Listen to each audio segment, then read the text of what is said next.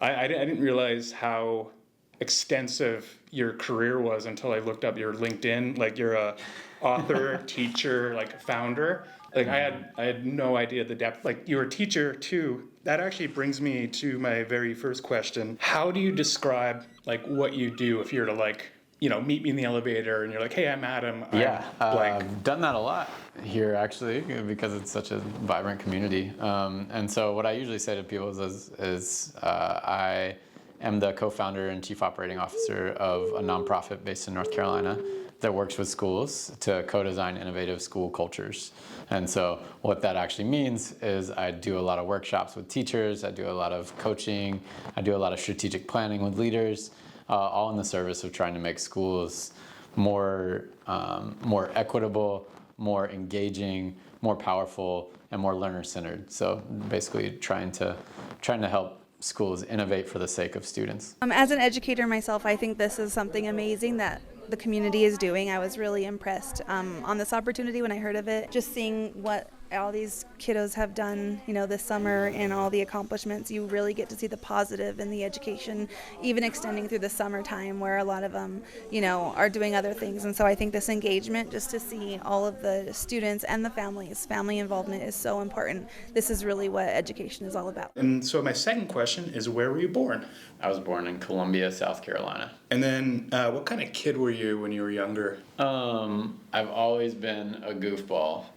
Just always wanted to make people laugh and be silly. I would say since I was really little, that's what I sort of found myself wanting to joke around. I also found myself like often outside playing, being super active, always wanting to be around people, and eventually, and I'm not sure when this sort of emerged in me, but a deep curiosity about people that I was just like, what makes people tick? Where are people from? What do they do? What are their motivations? How do they operate? I think partly like trying to be a goofball, you're always trying to read people like, oh, what's going to make this person laugh versus that person laugh? And I just sort of was the class clown. I mean, I was voted class clown in my high school senior class, so it was very much my identity to make the wisecrack, to be sarcastic, to be silly, to be slapstick, to get a rise, get a laugh out of people.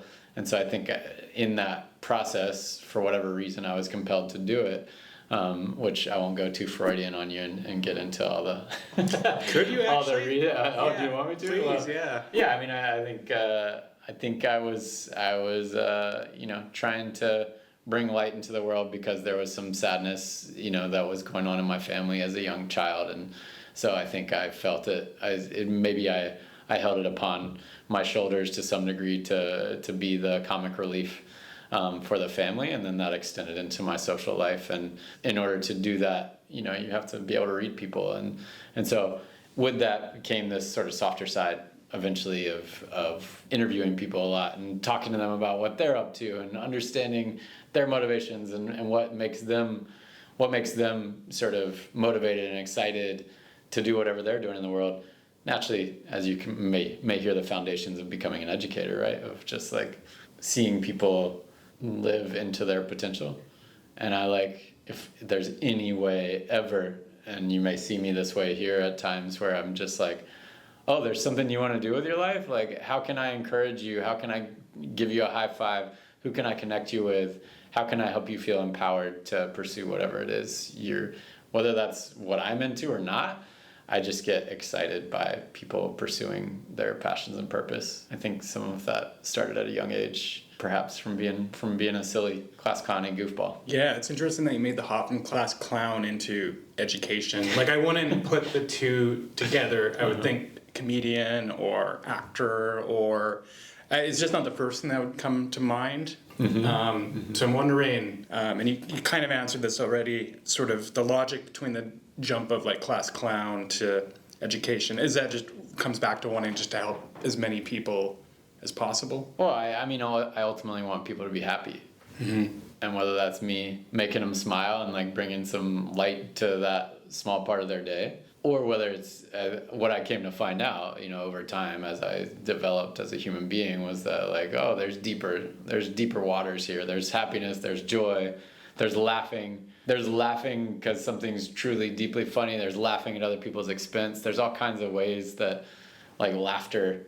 And if we look at comedians and how they are making people laugh, sometimes it's cheap shots in ways that are actually, causing harm in the world. And so I didn't want to be on that side of the equation. I think I decided at some point that I wanted to be fighting on the side of light. I wanted to be Jedi, not I wanted to be Jedi, not dark. Yeah, not Sith, right? So how could I sort of do that? And so I think a lot of my class clowniness in school was born of extraordinary boredom, and so therein lies a connection to why I got into education to some degree. Like, if I wasn't engaged by what was happening in the class because it was like a lecture or a worksheet or something that was totally inactive and asked nothing of me intellectually or socially, did not like pull upon my inner potential to solve some authentic problem, like when teachers, and most of them weren't doing that in my personal education,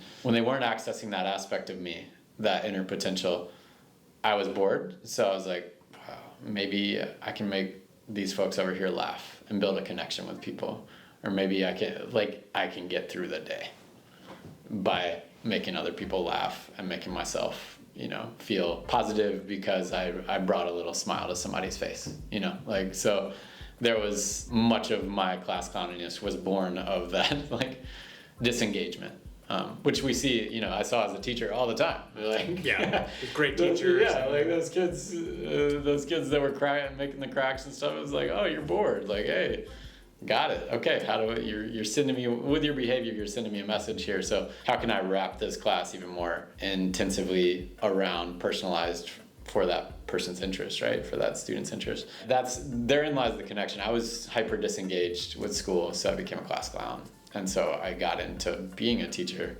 and getting into it. Now what I do is like education transformation work, precisely because I was so disengaged. And then as I grew older, saw how disengagement, affected some populations disproportionately, along identity boundaries, along marginalized population boundaries. BIPOC folks, folks with lower socioeconomic status had less access to really high quality education. So it became a social justice question to me as well. So it wasn't just about my experience and how it could have been better, because poor me, woe is me, like I didn't have a good time.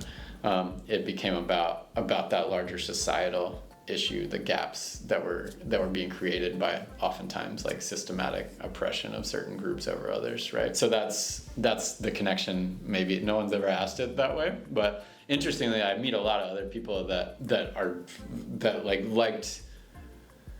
Maybe another theory is that I liked an audience, right? Like, yeah, it's fun. You're a teacher. You have the audience, and they're like a captive audience. And so as a young person emerging from high school, the immature mind perhaps that I had that was way less lofty in its idealism that I'm espousing to you right now, it was like, oh, like I can laugh with these kids. Like, let's have a good time. Why don't we have fun together? Because you may think back to your favorite teachers. I know my favorite teachers were hilarious.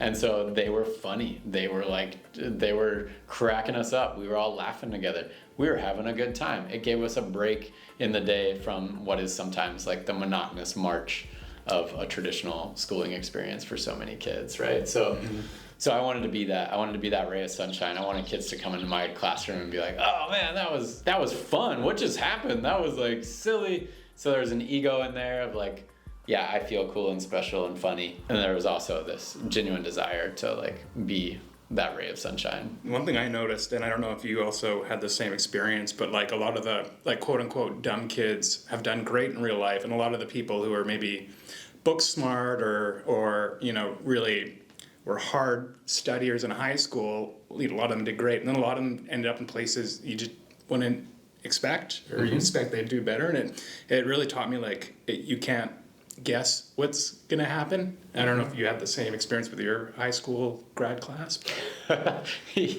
Yes, I did, and I feel like that informed a lot of my practice as a teacher too, of thinking, and an educator. Is like, who are the students in here who are like the real disruptors? Like, who are the ones that are thinking so outside the box that they really don't fit into what a traditional status quo school is going to offer them?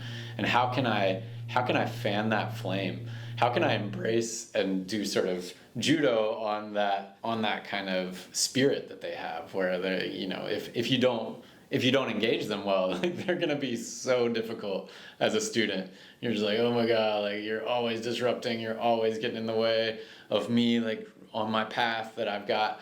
And so how can I then empower them and go like, oh, I see that you're passionate about this, or I see that you think differently, and you're courageous. Like, you're challenging me in front of the whole group. Like, you're able to speak out where other people would never speak out. You're a leader. That's what that's called. Like, you're a disruptor. You know who's looking for disruptors? All the top startups, all the top tech companies. They're looking for disruptors. They're looking for people that think differently. I mean, it's Apple's slogan, right? Think different. Mm-hmm. Like, we in classrooms have to be really careful about how we treat students that are pushing against the sort of typical framework of a traditional classroom, because they could be our entrepreneurs, they could be our problem solvers, they could be our outside the box thinkers. In fact, they are, and they're communicating that at a young age, and we can choose to either foster that or squash it. To me, there's plenty of examples of folks, like I had friends in high school that were so far outside of, you know, doing the traditional successful thing. They were very alternative. They were pushing against every boundary that was ever put on them, and they're doing tremendously well now. And I'm like, yeah. So I don't have counterexamples of those folks that were the valedictorians that, like, personally anyway, that were the valedictorians that couldn't cut it in the real world. But I do know that that's oftentimes what we prize in traditional education, is folks that can follow instructions, that can read the minds of those around them to the people-pleasing extreme, right? Where it's like, oh, you're my teacher and I am going to get an A in your class. What do I have to do to get an A in your class? Rather than developing that inner compass of what drives them and that sort of locus of control within themselves. They give, if they're a super high achiever, oftentimes they give the locus of control externally, and they're in a hyper people-pleasing, and traditional schools, hyper hierarchical environments reward that kind of behavior, that compliance. Does the world need a whole bunch of compliant people when there's pressing problems that we really need to address in the world? Perhaps we need some folks that are really good at doing that and following the instructions and reading people and pleasing them. And it also needs the folks that have their internal locus of control, that are thinking about those outside the box ideas, that are pushing against boundaries, because those boundaries are what got us into the mess in the first place. Mm-hmm. So how do we break through those and find something outside of them? That's where innovation is. That's where invention is. That's where entrepreneurship and those new ideas that spark really are. So to me, it's like, how do you create environments that allow for that to happen? It's that sort of controlled chaos, as it were. How do we get people, you know, connected to a process that unleashes and unlocks those collaborative, brilliant ideas, and brings them into the real world? So I would say that animates the mission of open way learning and my own personal mission as a human being. So I understand what open way learning does a lot more than I did before, even just you taking through that, and we'll go into more details. I'm giving you long answers to short questions. It's good. I'm assuming you had like an overall positive high school experience. Yeah, I mean, I was, in terms of the academically, no, I wasn't like, woohoo. I'm not talking. More like social. Socially, I felt really connected. I mean, I went to school to be with my friends. Yeah. You know, and that was what animated me in high school primarily, was that social milieu that high school is. And I played sports, and that was a big deal to me at that time. Where did you go to university, and what did you study? Yeah, so that's an interesting story. I actually took 2 gap years before university. And so instead of going straight to university, an old friend, like, comes into my high school senior year high school class with one of my favorite teachers, who was one of the really funny ones. And he's like, he comes to talk about this program he was doing in Boston. He's like, I moved to inner city Boston, and this is a kid that was into University of North Carolina, was accepted to a very selective, very excellent university in my state. He instead opted to go to inner city Boston and live on food stamps. Like, he was living on, like, he wasn't making enough money to actually like live there without government assistance. And he was like working after school programs with inner city youth. And he just came and talked about that. He's like, I'm doing this program, I'm doing this instead of going straight to college. And that day I was like, I'm not going straight to college. Like, I'm gonna go do what he did. And so I decided that I was going to pursue that. I pursued that program that he talked about explicitly. It didn't have the availability I wanted, so I ended up actually living in Costa Rica as an 18-year-old. I moved to Costa Rica and I taught English in this tiny village. And I was so ignorant of Costa Rica and anything Central American geography-wise, I thought I was going to an island. I did not even realize that it was part of a continent. I was just like, I showed up there. The first day, they put me in a homestay family to where I was going to teach, and I like literally couldn't understand a word. A word folks were saying to me. And I had taken 4 years of Spanish in high school, and I was like, how's this going to work? So the next day I was in a classroom teaching 2nd through 6th graders, and I was like, huh. And the kids were asking me stuff, and I had no idea what they were asking. I was just like, they were asking to use the bathroom, but they were saying, I knew bathroom was baño. Like, why aren't they asking baño? They were just saying, con permiso. And I was like, what does that mean? And they're like, con permiso, dude. And I'm like, I just started saying, sí. I'm like, sí. You all right? Yes. And then then they come back 5 minutes later. I'm like, oh, they're asking for permission to go to the bathroom. So I have lots of stories like that. That was like, as an 18-year-old, that was my first teaching experience. I lived in the top of a mountain in a coffee farming village, and there were no books in the school, and there was just this tiny school on top of a mountain. And so I lived with a family there and taught for 3 months, and that forever changed my life. Then I went and lived in New Zealand and worked at a conservation trust and killed a lot of possums. Where in New Zealand? Because I lived in New Zealand also, and I'm half Kiwi. I got my dual citizenship. Oh, are you? Yeah, so I'm just curious where you were. On the North Island, Thames. Thames, okay, yeah. Yeah, so on the Coromandel Peninsula. Nice. So it killed a lot. I have a lot of possum blood on my hands. That's okay. You're forgiven. Yeah, it's for the better of all nature. I know, yeah. It was a weird conservation, experience for me, because I was like, I love nature. And then I go to New Zealand and they're like, what conservation work is here? It's like killing all the things that came here that are invasive species. And I was like, oh, I don't know how to feel about all this. So that was an interesting experience. So those two seminal experiences led me to say, oh, I want to be in education, because I had such a good time teaching once I figured out how to speak Spanish. and then was just loving living in nature, dominated by nature at this conservation trust in New Zealand. So I became an outdoor educator the following year in Texas. When I was living in Texas, teaching kids from the inner city Texan cities outdoor education about like, yeah, let's do this thing on rocks, and let's go fishing, now let's do rock climbing, now let's do archery, now let's go talk about birds, not whatever like the school signed up for. I was teaching those classes to mostly like upper elementary school students. During that time, I ended up deciding I wanted to go back to college to study biology and understand more, because the kids were asking me all these questions that I was like, I don't know. It's like, how does nature work? I'm like, I don't know how nature works. Let's go fish. I don't know. So I decided at that point I wanted to go back to school, and I chose Evergreen State College in Washington, Olympia, Washington. And it is the wackiest university you could ever dream of. It was amazing. I mean, it was interdisciplinary, so my courses were taught by several professors at once. So it's like an English professor and a biology professor talk about the evolution of communication.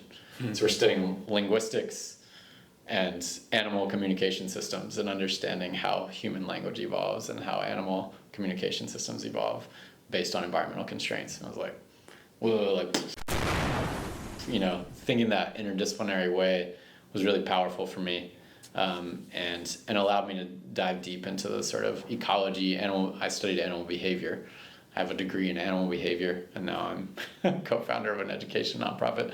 Go figure. But also, my senior year there, my final year, I decided to study education more intensively because I realized after watching a lot of frogs have sex in Costa Rica, which was what I was studying, it was frog mating systems, and I decided I liked the thing I was excited about doing with that research was talking to people about it, and like doing the final presentation to my classmates because we found out some cool stuff, and I was like, oh, I discovered at that point, I was like, I'm more excited about communicating this information than I am about sitting here in the jungle with binoculars for 4 hours watching a frog writing every, oh, it just ate an ant. Oh my God, fascinating. You know, and I'm like, I just wasn't like, this is the best thing that ever happened. I was like, this is kind of, I just want to talk to people about these silly frogs, you know? Like, I wanted to communicate about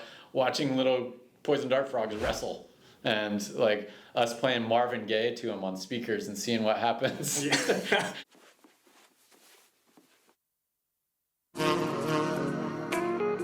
We were doing these callback experiments, and we'd see if they were attracted to the calls on our speakers. So they'd like come at the speaker and be like, "What are you doing, speaker?" You know, if you played another call. See, Marvin Gaye's like universally like love making. So we were seeing if Marvin Gaye was attractive to the poison dart frogs we were studying. Was it? So no. Oh. Yeah, sorry. That's a disappointment. I wish I could offer you the bombshell you're looking for here. So I ended up studying education at this wackadoodle school that blew my mind and has forever changed the paradigm of education I operate within because it was interdisciplinary. You can invent your own courses. So oh man, I was like, oh, I'm gonna go to Bolivia and Peru, and I'm gonna study Quechua, and I'm gonna help volunteer on a project with water engineering in a remote village that I have to hike into, and I'm going to write a bunch of poetry and do a photo essay and read all these books about South America. So that was my final semester of university, was doing that. That was powerful because it was at a time, it was like, oh, you can become a lifelong learner. You can own your own education. You don't have to let other people tell you what you're going to learn. You can drive that process. And so it was a very powerful way for me to sort of end that university experience. Man, that's wild. And then what did you do, like, which company or what did you do, like, after uni? I led trips internationally for a year with my wife. We led a 3-month-long trip to Central America with 12 18-year-olds. Lived with families, scuba diving in Honduras, turtle conservation in Costa Rica, language classes in Guatemala. Just a really special experience. A lot of service. Did a lot of service with them, and then went to East Africa and did that same sort of deal in Tanzania, Uganda, Rwanda. Wow. So that was my first year out of uni, was leading those trips, and then the leader there asked me to join the office and be part of the administration of the company that I was working for. So I ended up doing that and studying and setting students up with internships all over the world. What was the name of the company? Carpe Diem. Carpe Diem. Oh, yeah. Cool. So that was my first experience out of college. Then I met some like total Jedi instructors there that I was like, what are you? Like, they blew my mind. They were such effective educators. They did some trainings for us at one of the Carpe Diem trainings, and I was like, and I went up to them, where did you learn all this stuff that you're teaching us? And they're like, Outward Bound. I was like, oh, what's Outward Bound? And so, however, I did know a little bit about Outward Bound already because I had grown up with my dad like telling me the legend of his Outward Bound course that he did in the 70s or 80s. That was just like a wild experience that he did with his students in the mountains of North Carolina. So I always knew about this outdoor wilderness adventure company called Outward Bound. When I found out that that's where they had learned all their skills, I was like, oh, I'm gonna go work there. So I got a job at North Carolina Outward Bound School, left Carpe Diem, went and worked for Outward Bound for a couple of years, and then my wife and I started our first company as I was working with Outward Bound. And what was that first company? It was called the Pioneer Project. Yeah. It was a gap year organization, so it was targeted towards like 18 to 24-year-olds that were taking a break from university at some point and trying to figure out what they wanted to do with their lives. So we were focused on traditional crafts, outdoor leadership, and sustainable living. So students came and lived with us on a farm, and I was the wilderness guy, so I would take them on 5-day expeditions, rock climbing or backpacking or canoeing or whatever, mountain biking, and then they would grow a lot of their own food, learn how to cook from the garden, learn how to set up gardens and take care of them. And then they had all these traditional craft teachers that were teaching them like blacksmithing and pottery and bookbinding and fiber arts, and we tanned a hide with them, and then they made stuff out of the leather that they created and out of the buckskin they created and things like that. So we ran that for 2.5 years and had 4 seasons of it. Wow. I mean, one thing I can't help but wonder is like coordinating, the ages of 18 to 24. I mean, that's a wild age. That's a big gap. So, and not only a big gap, but like how do you manage, like, I'm sure they're all good kids or good adults, but I would assume like, romantic relationships happen, or, maybe conflict of maybe a couple students don't get along with each other. Did you have any experiences like that? And how did you manage when stuff like that, when issues arise? Oh yeah, it was a constant stream of, as is any educational endeavor, and I would say any company that anybody ever starts has a lot of those elements that you have to manage conflict and manage all the people that are involved in the organization. I would say, things came up regularly, and how I manage philosophically, I think conflict is a good thing, and so I'm not averse to it, and I think the real issues arise when people stuff the conflict under the rug. So I'm just a very transparent person, and if there's an elephant in the room that people aren't talking about it, I'm gonna be like, hey, see this elephant over here? Like, why are we avoiding this? Should we talk about it? Everybody feel a little uncomfortable with me poking at it? And so that was kind of my philosophy, and still remains my philosophy. So how I navigate that as a leader in general is invite people's transparent feelings about whatever the topic is. So say 2 people are having a disagreement, have them both sort of voice their side of it. If I'm the in-between person and I'm the facilitator of a conflict resolution session, I would say, like, how do you feel? Okay, how about you? Great. Okay, what can you own? Like, what can you take responsibility for in contributing to this conflict? How about you? Great. Okay. How do you think that they felt when this conflict arose? And what do you think was going on in their mind and heart as this was all happening? Okay, so that's empathy. Let's empathize with each other. How about you? What do you think? Did either of you miss something that still needs to be voiced, that was a feeling you were having that the other person didn't intuit?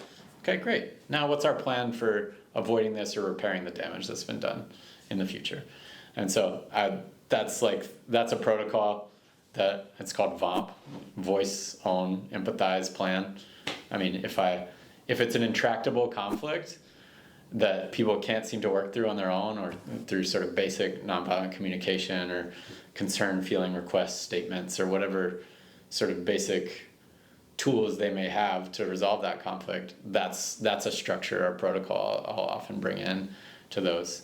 But it's become more reflexive over the years for me, that it doesn't feel robotic. Or if I'm in conflict with someone, it's like, oh yeah, tell me more about what happened for you. Okay, here's what was happening for me. I can own this. Is there anything that you feel you may have contributed? Cool. So there's I'll walk people through that without saying, now we're going to V.O.M.P, and you must feel like a robot now that I'm talking about V.O.M.P. So, yeah. Oh, cool. I've never heard of that before, but when I was 28, it was the first time I was a production manager in an animated TV show. And so certain issues arise that they don't teach you in school, or even practically up till you're a certain position. And I got good advice from a producer early on, thankfully. And she's like, when an issue would come up, rather than sit on it and fester on it for like a week, which is, what I did initially, she's like, deal with it right there and then, like ripping off a Band-Aid. And so, people basically tell people that same thing and it kind of like, to a lesser degree, but it's just like, deal with it now and just get it over with so you can move on and, be productive. Yeah, I mean, I believe all good relationships are built on rupture and repair. So if we don't allow things to rupture, and we try to hang out in this like, oh yeah, let's wallpaper over any issues we're having, and then we don't have any chance to repair. And if we know how we argue, or we know how we have conflict with people, and we can trust that we can get through that, then that ultimately leads to more trust. It ultimately leads to an organization that can function more effectively, because we know we'll be there's another framework called radical candor, that's like, how can we be radically candid with each other, and as opposed to obnoxiously aggressive, or ruinous empathy is one of the other ones, or I can't remember all the exact, so you can cut this out, but that idea of radical candor is really an important thing that we often share with educators and any organization. Like, it matters that you care and that you're willing to challenge directly. If you don't care and you're challenging directly, you're being obnoxiously aggressive, right? So it's a sort of quadrant. So it's good to be in the like, I care about you and I'm going to challenge you directly. Just sort of the idea of assertiveness, right? Like, how can we be assertive rather than aggressive or passive aggressive or passive? So those communication styles are super important to be aware of in yourself. I mean, I just today with a colleague was owning like, oh yes, that comment I made was passive aggressive, and I'm sorry, and I need to do better. So that could have blown up into this whole thing if I had been like, no, it wasn't. No, and you're the jerk. You know, like, you got to take ownership. You got to empathize with how people are feeling, and you got to say what you mean and say it courageously. So I don't know if you were looking for an entire philosophy of conflict management, but that's... No, I think I learned a lot, and I'll put all the prompts and text in the wide shot, and so all the viewers can learn all these new acronyms that I feel like a lot of stuff I've sort of used without knowing that there was a philosophy or a term behind it. So right. I definitely tell you're a teacher, because I'm just sitting here interviewing you and I'm learning all these different things. Well, I'm glad if I can be of service. That's always a gift for me. So, I mean, I feel like I pretty have a firm idea of the answer to this question, but what initially prompted the idea for open way learning? The basis of it, we were all teachers, 6 staff members, are all taught at the same school together. Wow. So we taught at this school in Western North Carolina. And that school was just doing really innovative stuff. Like, when I came there, I was told, literally on the first day of my employment, they said, anything you've seen in a traditional school, don't do it here. So that's a pretty big charge. And the other thing they said is, we want to do project-based learning all day, every day. So if we can aspire towards that. So I came in as an experiential educator. So mind you, when I got into that job at that school, I had already spent 7 years traveling the world, teaching in a lot of different sort of outdoor or international locales. I had been in the classroom. I had founded a program that I had run for 2.5 years with my wife and a couple other folks. It wasn't my first rodeo in education, and my education, the way I was teaching and working in education was so far outside the norm that when I came into the classroom, it was like, yeah, it's gonna be weird. So project-based learning was this perfect vehicle for me, because it's under the umbrella of what we call experiential education, where you provide experiences for students to learn from, rather than sitting here and just like blah blah blah blah blah talking head at them and filling them with your knowledge like they're just receptacles. Like, it's very much like a constructivist, as we might call it, educational approach, where students are building their own knowledge frameworks and they're applying that knowledge in a real world, authentic context. And so that's what they asked me to do when I first came on at that school, and I was like, let's do it, let's go. And I think it was my first year teaching there was this big grant called the XQ Super School Project, and it was like $10 million, and if your school wins it, you get $10 million. And I worked in a trailer when I started teaching, like a trailer that was a hand-me-down trailer from a church. It was infested with mice. Like, I shared half the trailer with the cafeteria. Our cafeteria was in a trailer. And we're talking about and my colleague who I co-founded Open Way Learning with, Ben, he also had a hand-me-down trailer where one day he was teaching and he fell through the floor of it. So when we saw this $10 million carrot, so, and by the way, he was one of the top teachers in North Carolina. He was one of the top teachers nationally. Like he was being tapped by the Bill and Melinda Gates Foundation all the way in Washington State. This rural North Carolina teacher was being flown out to Seattle to give national level policy advice about education. So meanwhile, he's falling through the floor of his teaching trailer. So there was this really odd sort of, we were under-resourced, you might call it. And so we were like, all right, well, the state can't figure this out, the county can't figure this out, we're gonna go after this grant. So we started sitting around like, well, we're pretty innovative as a school, I guess, but how could we really, but we're not gonna win some $10 million prize if we're not really pushing the boundaries. So we did this whole like community design, collaborative design process of how would we shift the school's model and how would we change everything. We worked with the students. We had the students like write a lot of the stuff and create all kinds of materials for this grant. We were bringing in the community. We brought in the school board. We were talking to businesses. We were talking to alumni about what could this school become. We ended up designing this whole model around based on this idea of open source learning, like the idea of us sharing everything we ever do with the world and getting other people's models and having this really vibrant community of practice that's bringing the best practices to each school in their own context, right? So open source learning, how do we open source everything we're doing and make it a model that other people can use? So that was our big concept. And so we ended up doing things like making the whole school, also doing things like making the whole school orient around one project at a time. So fully interdisciplinary, every subject area would tie into whatever that one project was at the school.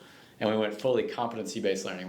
We sort of like questioned the grading system and we're like, oh, how could every competency, every standard we're supposed to teach always be in play and students can always be working towards mastery of that standard? What would a classroom look like with a big project going on that's tied in interdisciplinarily and this assessment system and all kinds of other wacky, innovative things we were implementing. So we went ahead with that. We didn't win the grant, but we were just like, oh, we have this whole plan now, so we can do this in trailers.